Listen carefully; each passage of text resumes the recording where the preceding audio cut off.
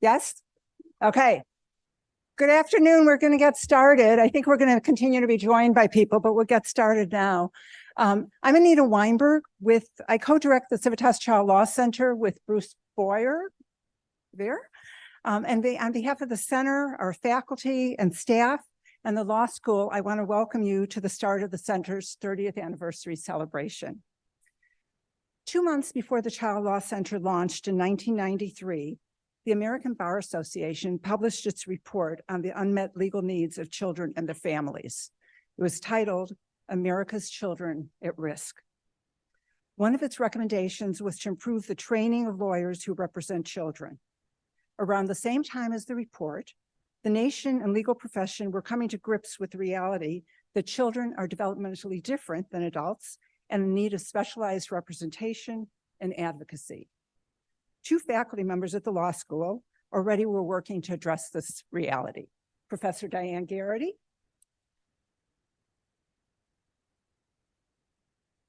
and a former dean, Nina Appel. Along with alum Jeff Jacobs, they had the foresight and vision to establish an interdisciplinary program that would educate and train law students as litigators and advocates on behalf of children who were abused and neglected. And they also wanted students to understand enough about other disciplines to be able to work effectively with other professionals in the best interests of children. The center has grown since 1993. We've expanded to work on a broad range of issues related to education, the juvenile legal system, high conflict parenting disputes, immigration, and some children's health issues. And we focus on training students on systemic change as well as developing their litigation skills. We also train non-lawyers to understand a broad range of issues impacting children and families, especially through a legal lens.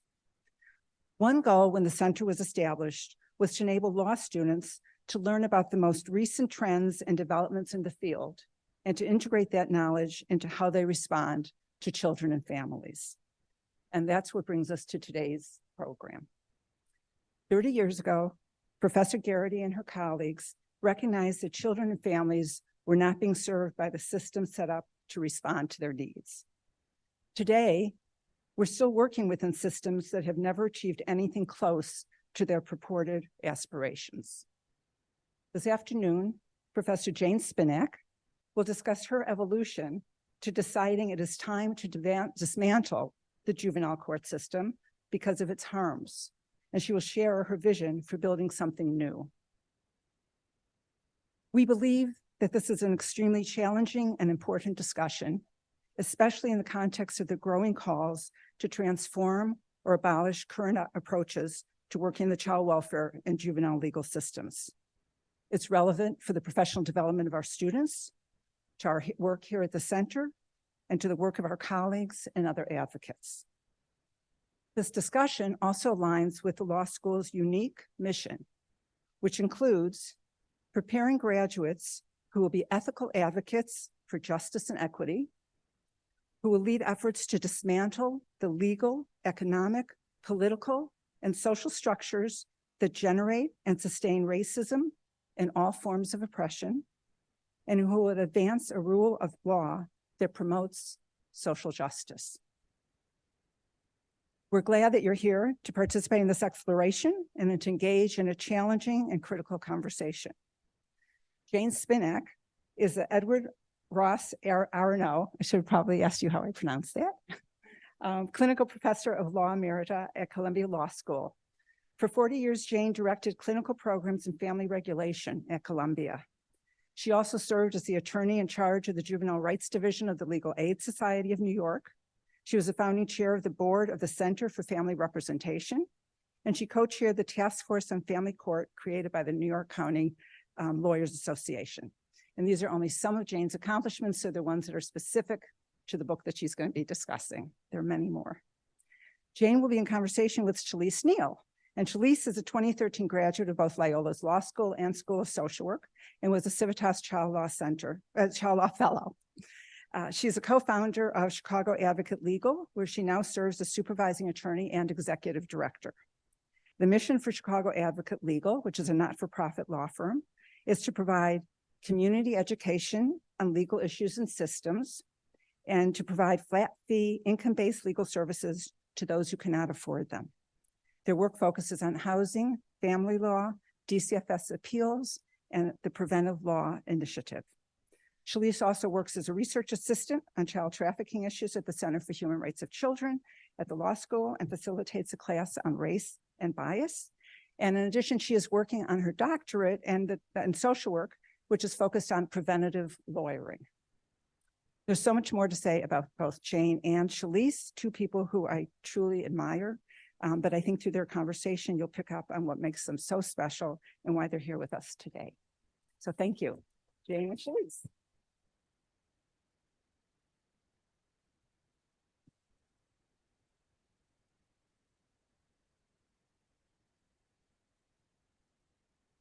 You can hear me? All right. Well, Jane, it's an honor to be able to ask you these questions. I've always wanted to ask someone these questions. So this is a great opportunity. So just to start off, how did you come to write this book, and what did you learn during the process? That is a $64,000 question. Thank you, Shalise. And thank you, Anita. I'm really happy to be here. I know many of your faculty and admire them and admire the center. So it's especially nice to be here. I began writing this book about a decade ago. As with many clinical professors, students got in the way, clients got in the way, years would go by when I didn't have much time to work on it. That turned out to be a good thing, because when I started, I thought I was going to write a book about how to reform the family court. For much of my career, I practiced in and taught about family court in both the juvenile legal system and what some of us call the family regulation system now, otherwise known as child welfare. And those reform efforts seemed to me to be useful at the time, but they didn't get very far. Every time there was a crisis in family court in New York, the response was, we just need more judges, or we just need more resources. And there was never the question of, you know, is this a system that works? Has it worked? Did it work at an earlier point in time and we should go back to that? Does it work? Are there things we can do to make it work better?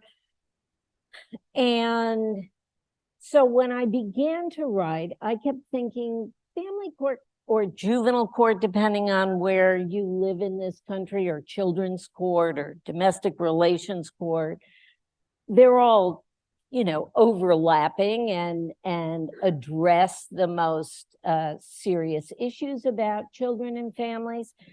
And so I thought, well, you know, if we just had more due process, if we just applied the law better, then it would be okay. And so I started looking historically. So obviously the original juvenile court was here in Chicago, and the women who really were essential for starting that court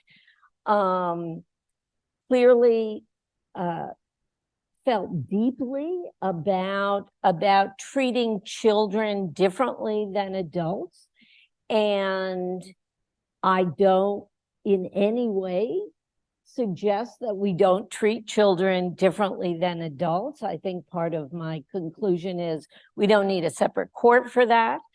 But the other reason why the original founders began this court was to fix people, to fix families, to fix children. And the immigrants who were flooding into the country at the beginning of the 20th century were very different than the earlier white settlers. They had different customs, they had different languages, they had different ways of doing things, and they were overwhelmingly poor. And so some of the ideas of the progressive reformers early on were very good. They were settlement houses, they were libraries and parks and kindergartens. But they also thought that the juvenile court was essential in trying to fix those families, treat children differently, less punitively, more therapeutically, and to turn them into, quote, proper Americans. So in my book, I call this the great idea. And because it does, doesn't it sound like a great idea? And so I went back to the beginning to look at that. I mean, yes, there are a couple of famous books that looked right at the beginning. Anthony Platt's book, later David Tannenhaus's book, to say, well, things weren't really quite that good and therapeutic turned into punitive pretty quickly. But there wasn't a look at, well, what happens over time? And I kept thinking, well, if I look over time, I'll find those places where the court worked and see what is it that made it work so that we could either recapture that or build on it. And much to my disappointment, there was never a time when the court worked well. And too often, historically, the answer was always, well, we don't have enough resources, we don't have enough judges. This is what we still say today. The last report on the New York court was exactly that. If we only had more resources, the court would work. And so then I moved into looking at, well, what did people say throughout this century? And remarkably, the critiques are very much the critiques of today. Those early women in Chicago, including Julia Lathrop, who became the first director of the Children's Bureau, the first woman to direct any federal agency, and the other women she worked with, they noted very early on that poverty was the main reason why so many families were finding themselves in juvenile court. But they also identified very early, much earlier than I had ever imagined, how racist the system was. I mean, they were identifying then that the disproportionality, they didn't use those terms then, but the disproportionality of Black children in the court was clear. The punitiveness against Black children and families was greater. And that what I guess I found most amazing was that their recommendations were the same recommendations we're making today.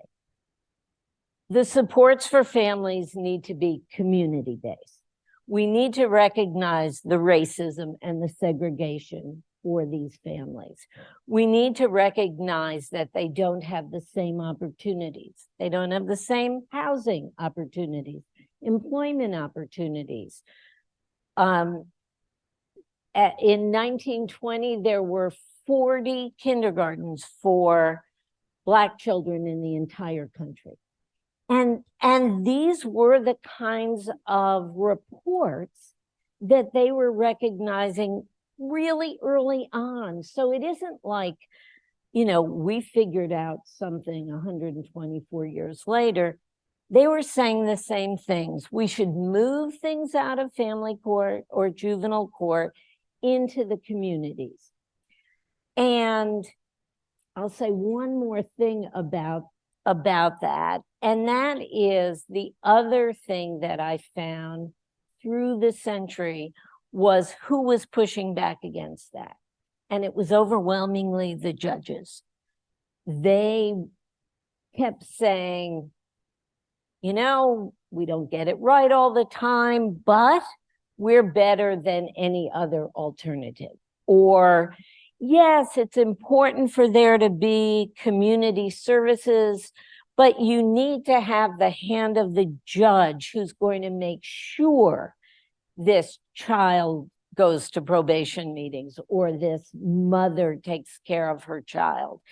And so the judges became, I would say, the strongest, not only champions of their court, but also, you know, the ones who pushed back the most about losing any jurisdiction over the people who came to the court.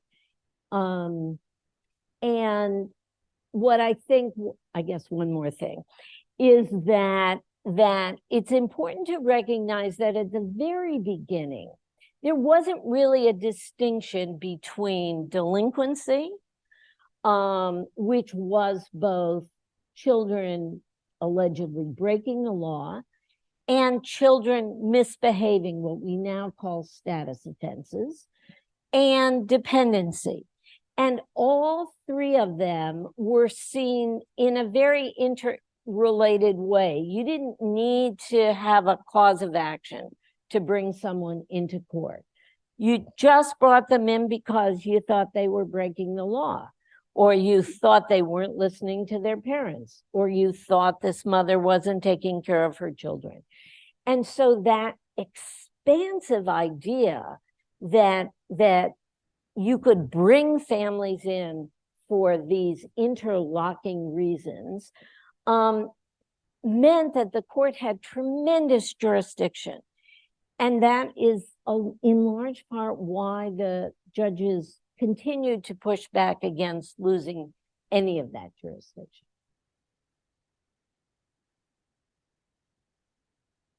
Thank you for sharing that. I think it was very helpful to lay the historical context the way that you did, and how that led to calling for abolition of the system instead. Now, you did touch on this a little bit, and I would like to go back to it, just because as someone who read the book, but also as a Black woman, I would say that it was tough reading those chapters on disproportionate impact, racism, and how Black families were treated. Not that I wasn't aware so much, but we hear it all the time. All the time about the disproportionate impact. And we see it. Those of us who have been in the systems, whether professionally or personally, we see it. How do we address that going forward, and how do we lean into it the way you did in your book? You were very honest about, you know, how you felt working in the system. You were very honest about what your thoughts were. How do we lean into that, especially those who maybe aren't minorities or aren't someone who's experienced poverty or something like that? Well, I was both very aware of how, while I was writing the book, I was really depressed about any number of times, in large part because from a place really of privilege. I'm a law professor. I'm a white woman. I have a lot of, even though I have worked in this system and have throughout my career gotten depressed about what happened to my overwhelmingly clients of color. I think I felt the worst knowing the history in so much more detail that we, I think we all suffer a little from presentism, like this is happening now. And we don't learn enough from history. And I felt I had not learned enough from history until I started going down these rabbit holes. And it made me far more not aware. I mean, certainly, was always aware of the impact of these systems on my clients and on their families, but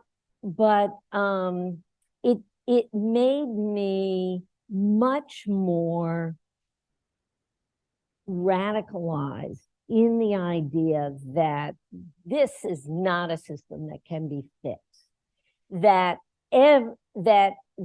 all of the attempts to fix it have failed, and they weren't traditionally radical attempts. So you, particularly in the second half of the 20th century. So let me say a couple of things. One is that those reports that I talked about earlier, they were coming both from some courts, like in New York. I was really surprised. These two Irish judges kept saying, this system is not working for the Black families in New York, and we need to do something about it. And the reports that they had produced or had produced were all about what needs to happen in communities. And those kept being repeated through the first half of the 20th century. And I was pretty surprised to find that. But in the second half, when I think we were grappling much more openly in the civil rights era and had both some presidents and also a Supreme Court willing to look harder at what was wrong here. They were saying, so the Criminal Commission of Lyndon Johnson, I always get the title wrong, so I won't try.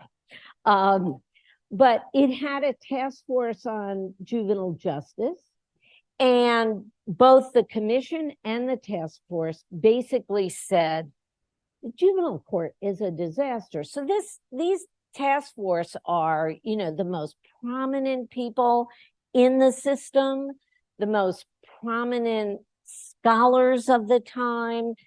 They weren't particularly radical.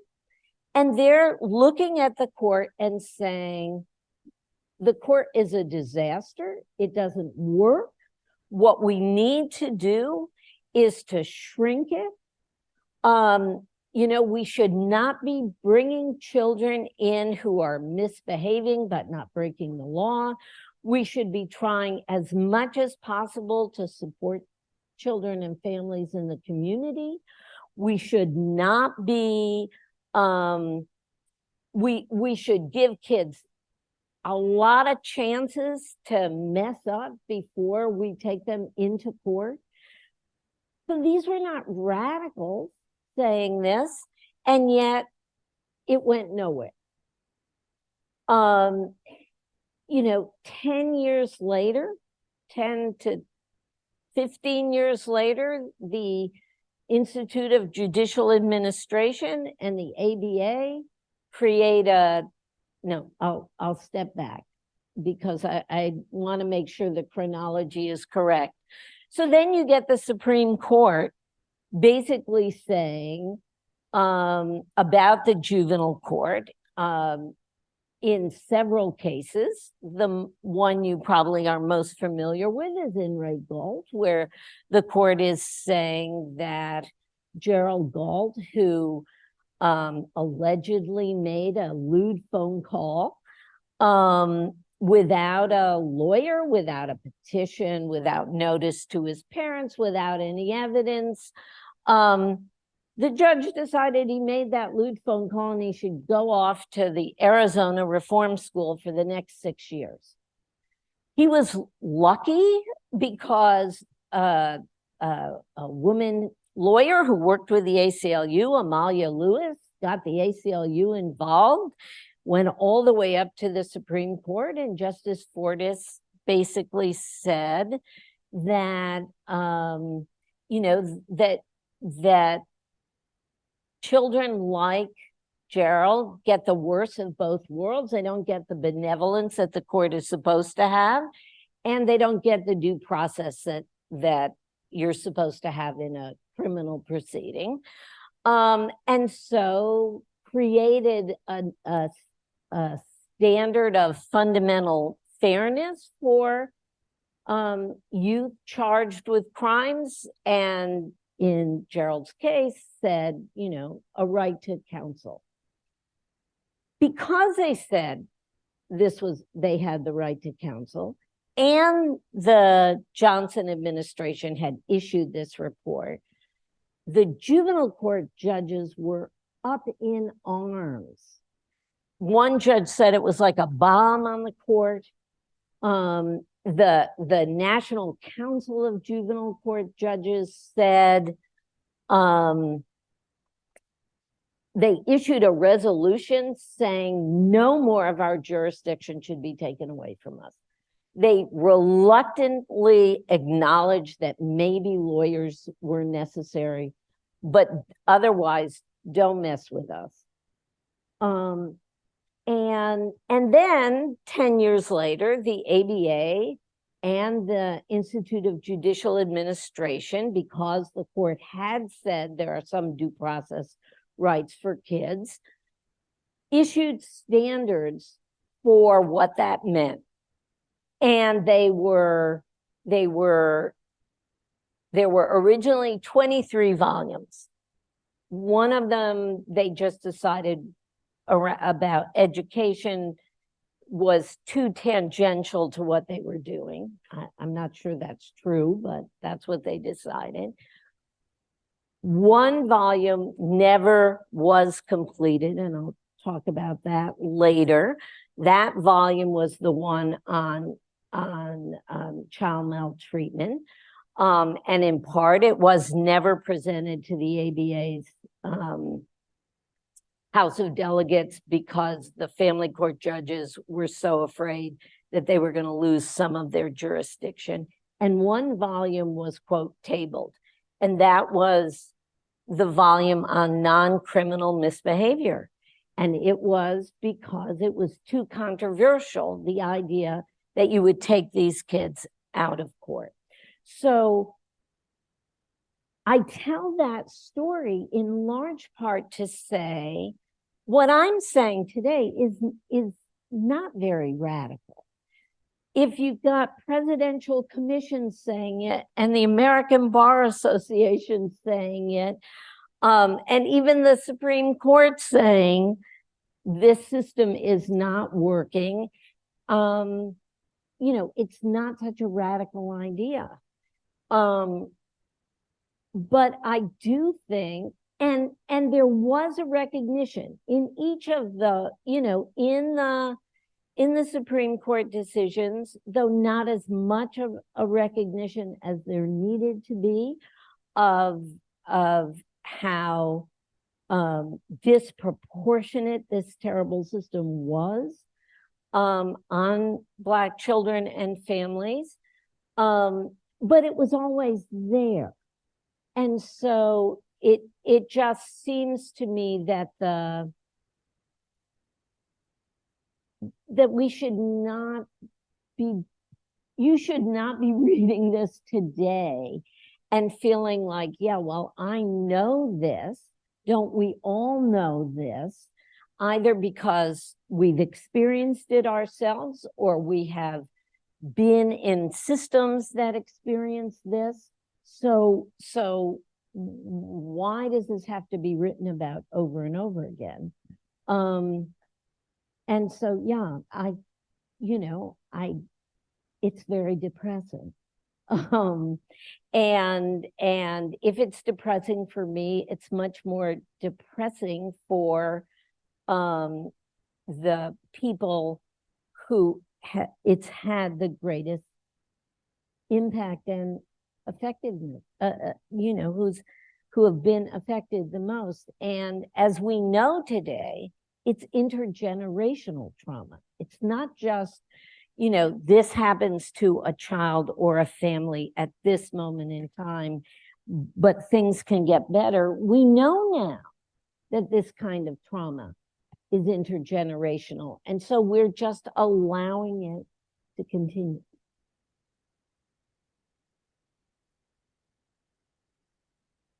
For that and for laying the groundwork for how historically these families have been in these systems and then present, and yes, intergenerational. I recall having a case where a mom said that she had been in foster care, her grandmother had been in foster care, and she was trying to get her daughter out of foster care. And I know that many of us have had instances of that as well. And hopefully in 10 or 20 years, we are not reading about this kind of disproportionate impact again. So you advocate From your mouth to God's ears.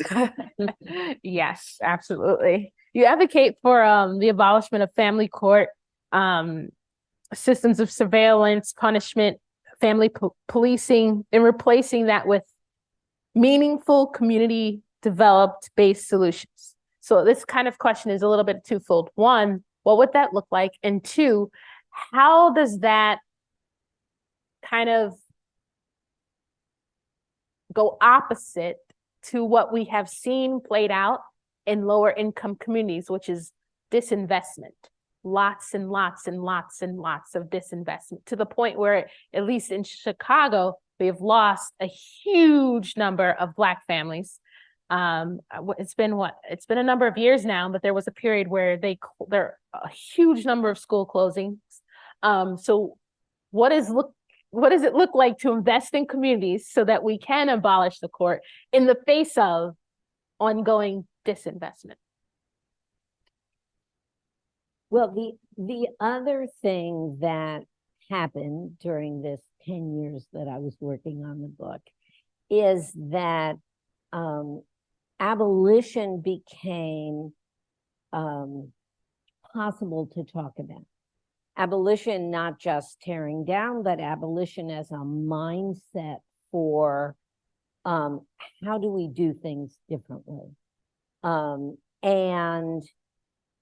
in New York, where I live, but in other parts of the country too, the young people who have been impacted by this system, and the parents who have been impacted by this system and their families have increasingly moved from being the occasional token on a panel to being at the center of change. And that has been I have been working in this system for 45 years. And that transformation to me has been the greatest change. That first, the voices of young people, and then the voices of parents, and then the broader voices of families have, you know, it's kind of been this development that has said to professionals, you haven't led very well.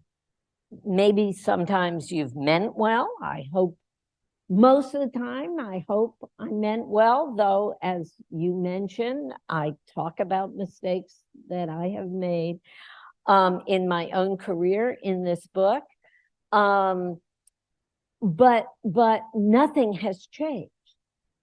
So you know, I have had those intergenerational clients as well.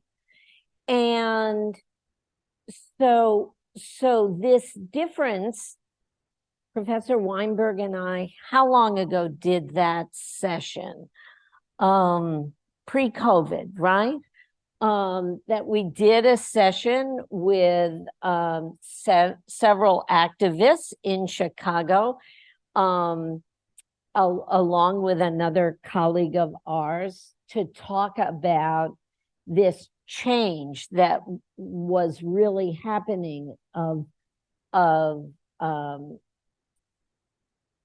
I don't even always want to refer to them as clients anymore, but people that we have represented, both finding and using their voices as a first step toward becoming real advocates and activists. And that for me was a real change, because it required me to step back, to, you know, adopt what I think Lonnie Guinier and Gerald Torres, two famous law professors, called demos prudence, the idea that lawyers should be partners with the people that they represent, and that they also need to be led by the people that they represent. And in places around the country, that's actually happening. And for me, the solutions, like how do we go from a structured court system, a structured family regulation and juvenile legal system, to something that is far more community-based, has to come from those communities.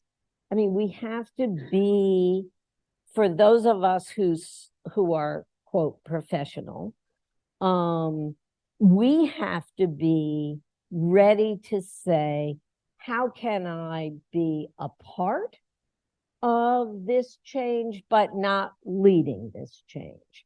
How is my role to be different? And that's, you know, and I also think that I mean, that comes about in two ways. In my representation, I mean, I've taught about client-centered representation for a long time, but I think my thinking about what client-centered representation has changed, particularly in the last 15 years, to engage with my clients in ways that are collaborative in finding solutions and in deciding how is it that you want to move forward as a young person, as a parent, and how do we go about trying to do that? And so when I think about, you know, shifting from the disinvestment that you're talking about, and from these structures, a lot of it is about how do we learn from community activism? You know, how did we learn from all the mutual aid that went on during the height of the pandemic? how do we learn from community-based organizations that are, you know, that we should be investing in.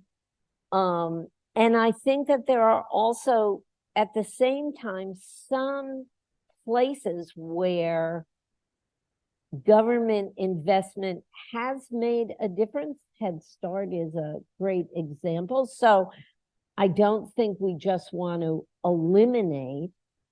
We want to figure out, well, how do we build on that? I mean, every Head Start program is supposed to have a parent advisory board. So it's not a leap to think about how do we do that in all kinds of community-based supports. So, you know, I have very specific ideas about how we move to shrink this system, and I have less. I think there are models for how community-based can work, but I also want to be careful about not imposing that and seeing myself more as someone in conversation with people in communities about how to make that change. We have like, how many minutes? No minutes, but that's okay, because you did answer one of the last questions. And if you could give like 3 words, I know hard, but if you could give like 3 words to this, because you did speak on it a little bit, but we have law students here, we have professionals here. How, if someone is wanting to be not just a part of abolition, but also a partner with clients so that it's more collaborative, how would they go about doing that in their current position, whether it be student, professional, what have you? Well, you know, I think the first thing is clients are the experts of their lives. And we too often, when they come to us, whether we are a social worker or a lawyer, and they come to us because they have a specific problem that does have to be solved, that doesn't define who they are. And I think for too long, perhaps in both professions, we define our clients by their problems as opposed to defining them by their strengths.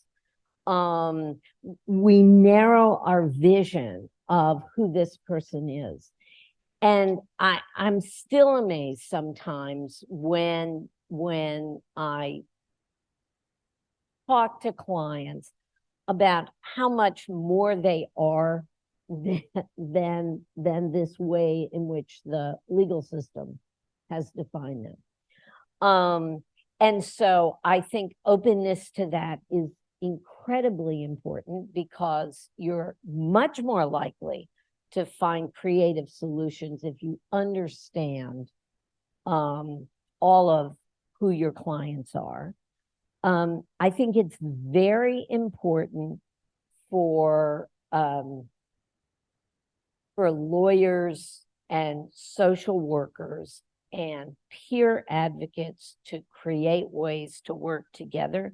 So holistic, multidisciplinary representation, I think, has made the greatest difference in New York City in terms of the way in which clients relate to their lawyers, because they're much more relating to their lawyers either, and to their social workers, often through the peer advocates that work, who have gone through the system, who have that lived experience, and who allow clients to trust their lawyers and social workers who are representing them, because they say you can trust them.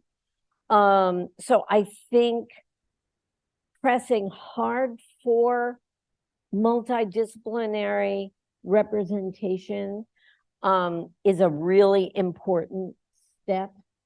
And you know, all of us with advanced degrees should be far more humble than we are.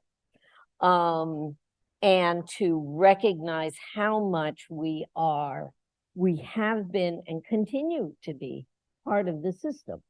And our clients know that. So, you know, we have to build their trust.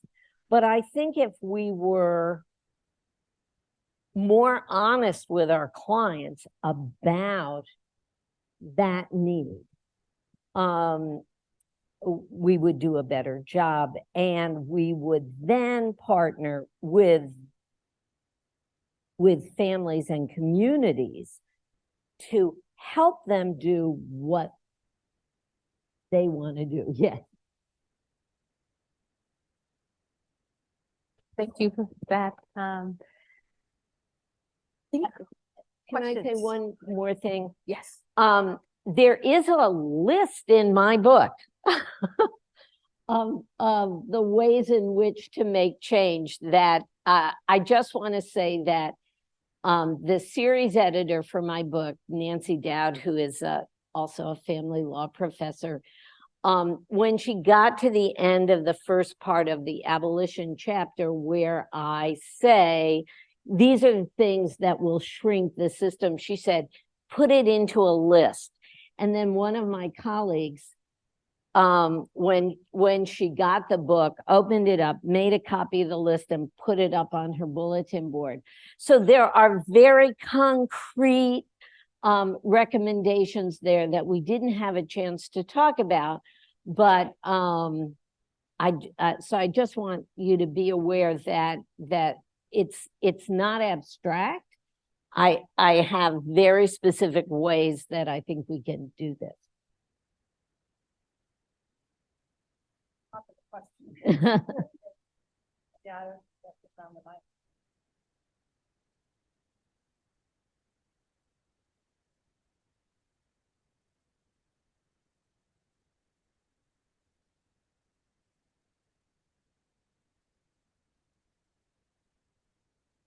Hi, thank you so much. I think one of the challenges that we face is that our funding streams are very paternalistic, you know, and they don't trust clients in the way that you're talking about trusting them. So for example, the Federal Family First Prevention Services Act incentivizes states to fund mental health care, substance abuse treatment, and parenting programs, which all to me sort of are blame the victim kind of services. Not that people don't need those kind of services, but they're all sort of saying, you're a bad parent, you're a bad person. And they don't recognize any systemic challenges that a family might face or other needs like housing or transportation or things like that. And I think that's part of the problem, is that even if we want to listen to clients and trust them, our funding sources aren't aligned that way. They're not trusting them either. Do you have any thoughts about how we can move away from that sort of paternalistic approach? So I'm going to recommend another book to read.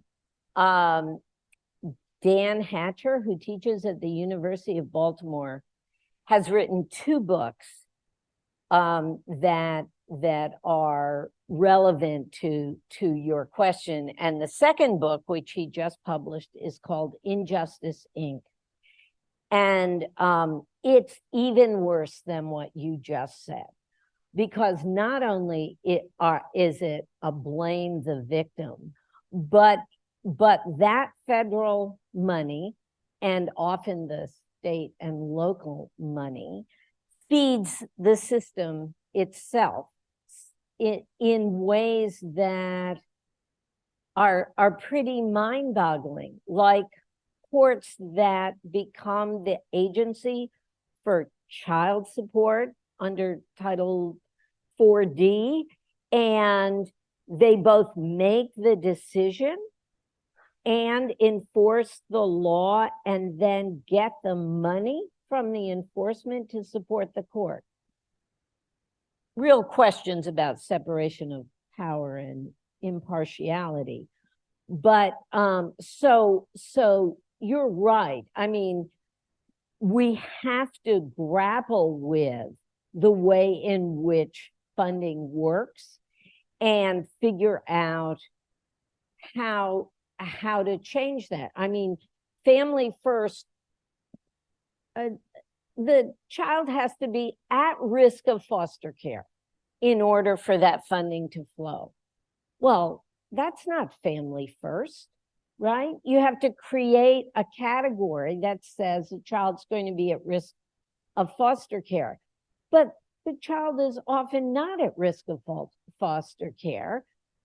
A mother or a father may need mental health treatment in the community, but are you going to have create this category in order for that to happen?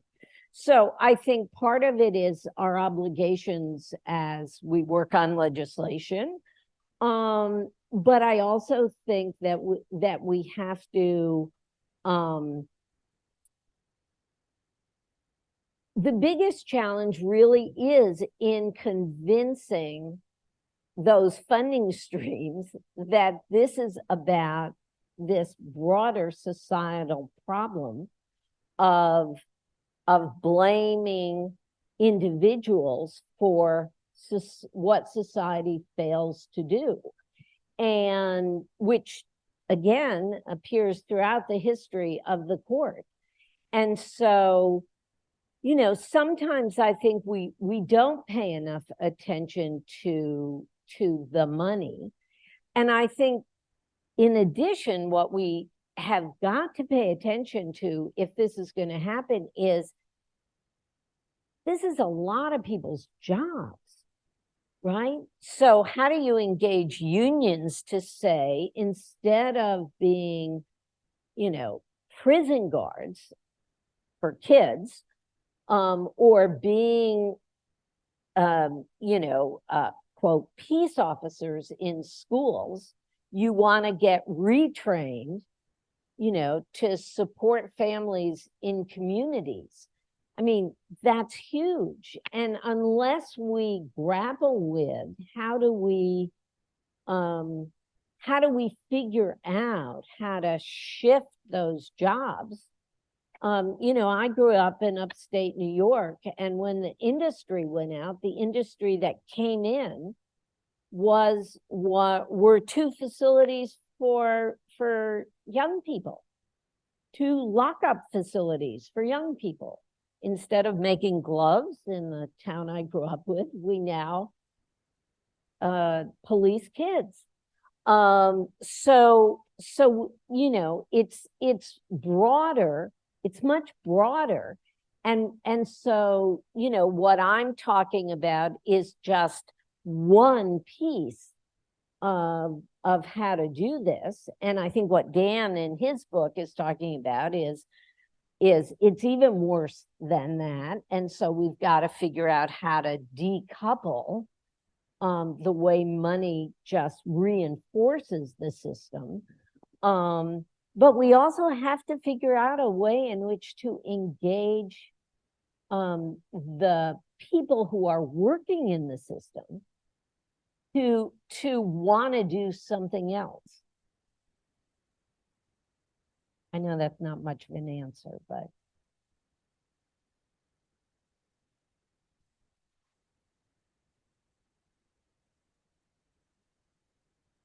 Hi, thank you so much for your comments. Actually, this is a question for Shalise in the introduction, because I also know you. You approach lawyering through the term preventative lawyering. And I'm wondering if, given the conversation that you both are having and what you're hearing, how, you know, if you can just elaborate on that and as it intersects with this topic. Thank you. Thank you for asking. So just speaking both honestly and reflectively, preventative law is about helping people learn to advocate for themselves in a system that is racist, sexist, oppressive. But that is coming from my own mind as a Black woman who also feels oppressed by the system and doesn't feel like I have a whole lot of power. So I have a small non-for-profit fighting for grants, all kinds of things against much larger institutions. And so in my mind, I'm thinking, well, this system is really hard to navigate, even as a lawyer. How can I teach families to navigate it to better protect themselves? But ideally, I wouldn't want them to have to navigate it at all. That would be the goal. So how can they stay out of it? So I always tell them, if you know the rules of the enemy, then you can avoid them. And so I try and teach them the rules. And until we have a system like Jane is speaking to, you really have to avoid it. You have to not say, I need help when you need help, and find an alternative means to get help so that your kids don't get taken away. You can't tell anyone you're sleeping in your car because your kids might get taken away. So how do we navigate around a system so that you don't end up in it? It's kind of where I start. It's also a little bit of sex education in the high schools. But a lot. Any students would like to ask a question?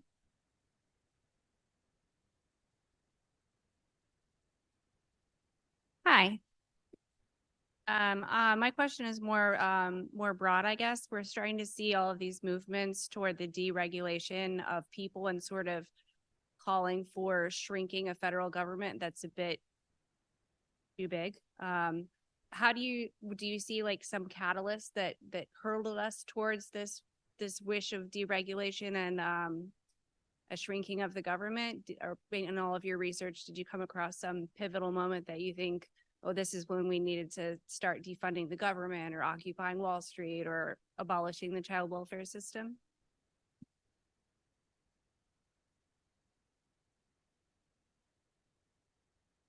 You know, there are parts of the government where I personally don't want to deregulate because, you know, I worry about things like air traffic controllers being deregulated. That wasn't such a good idea.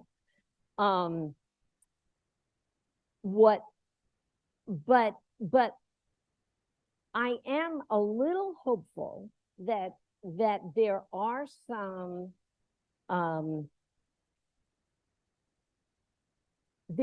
some connections between advocating for parental rights and being able to educate a broader swath of society about not intervening in families' lives, except when it's absolutely necessary. And so I think that is potentially a coalition that could, you know, that is in some states pushing back against, you know, the state trying to control parents' decisions about like trans children. I think that there are parallels that we could use to say, you see, you're doing this as well to many families who, with some supports, would be able to take care of these issues themselves, just like how most of us in this room, I won't generalize, have the capacity to do that because we have sufficient money to do that.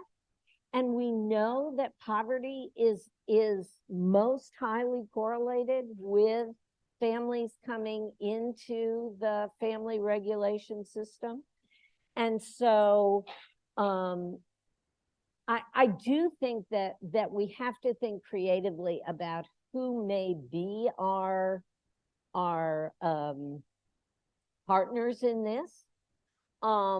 but also I worry a bit about, well, are they just gonna cut the money off? I don't, I'm not all sure that that's a bad thing. I think that I would like those funding streams to go directly into communities, and there have been pilot projects that have really shown that given some resources, communities can figure out most of how to deal with what they're facing. Yeah, it's being able to frame it in a way that is that's believable.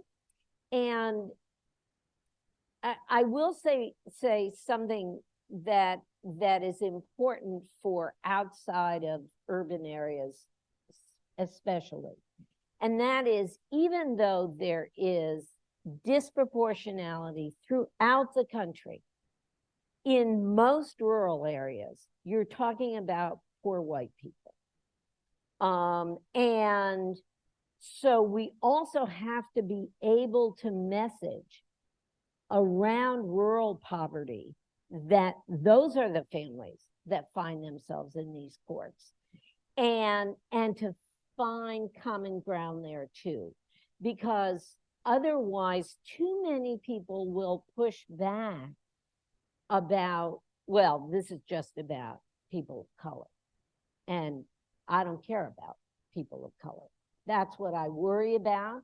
And so I think we have to broaden that message so that there is a recognition that these systems have had terrible impacts across society, across the society of poor people in our country. And we know that, fifth of the people living in poverty in our country are children.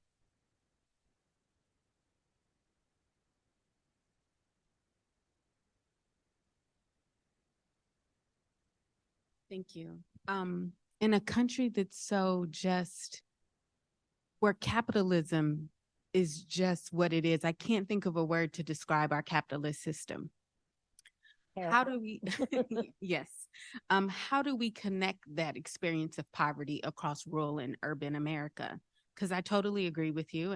And we've seen that happen before, where people think these issues are urban issues and they're not issues that concern them. Right. And we've seen in the past how working class whites and enslaved Africans got together based on their poverty. And even the work Martin Luther King did with the farmers, and it was totally destroyed.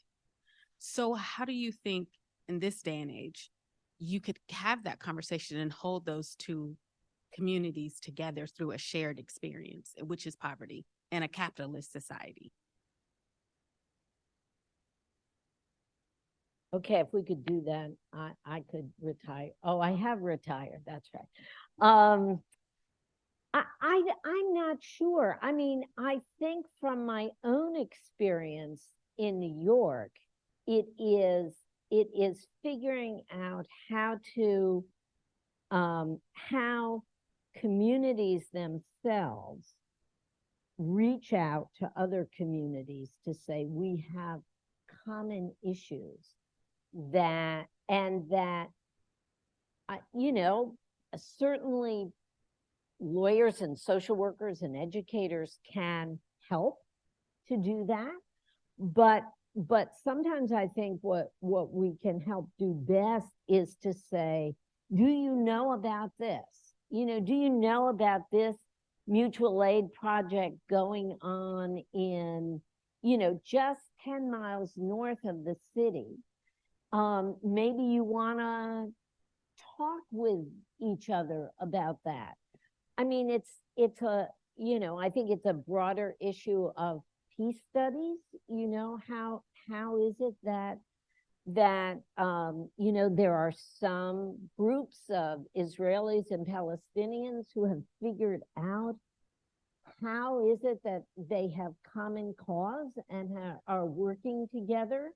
So I think creating the idea of common cause, and not being so narrow-minded in categorizing might help. And yeah, the partial answer.